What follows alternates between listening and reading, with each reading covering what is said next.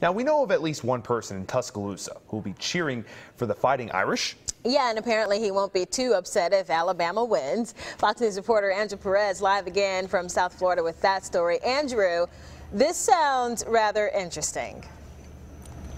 Yeah, well, interesting is one way to put it. You can say this game's causing a little bit of a family feud for this one couple at least. Joe Herron says he and his wife are going to be sitting on opposite sides of the couch come game day. But he says there's been a lot of banter leading up to this.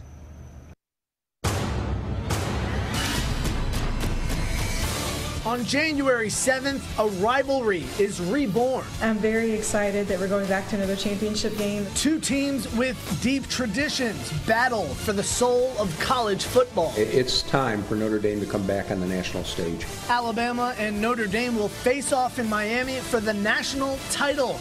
The battle on the football field, however, is already taking shape in this household.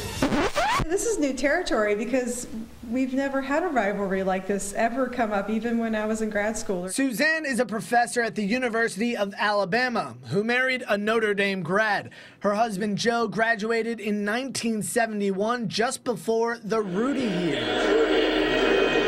Whatever happens, you know we'll still love each other, but it would sure be nice if Notre Dame won. No doubt the last few weeks have been full of some healthy banter. One place, though, the couple does find common ground is in their city of Tuscaloosa. I mean, this was one of the first communities in the city of Tuscaloosa that was really developed. So. Both are Red Cross disaster coordinators for the city following last year's deadly tornado outbreak.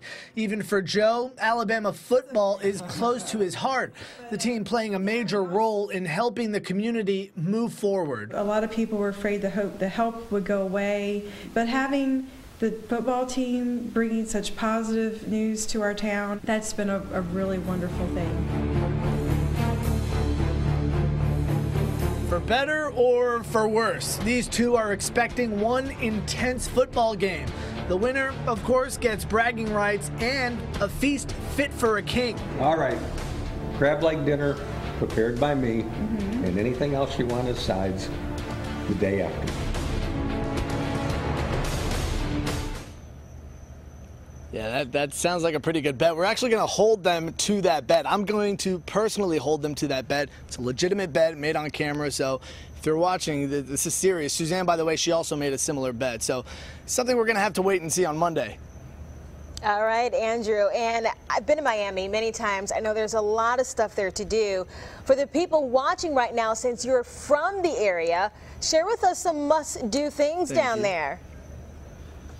Yeah, I mean, I'm a pig, so I'm going to tell you right now, what I would do is go to the hot spots. I'm not going to name a specific restaurant, but you find any small hole in the wall, some Cuban restaurant, and you got to get yourself, it's called a frita. It's a Cuban burger. President Obama, when he came here earlier this year, he stopped by one of those restaurants. He ordered one. It was a big deal. All the news media, they all came out. They covered it. So you definitely got to try a frita while you're here. Yeah, I would agree with that. Some great Oh, Cuban okay. food and plantanos also. All right, thanks, Andrew.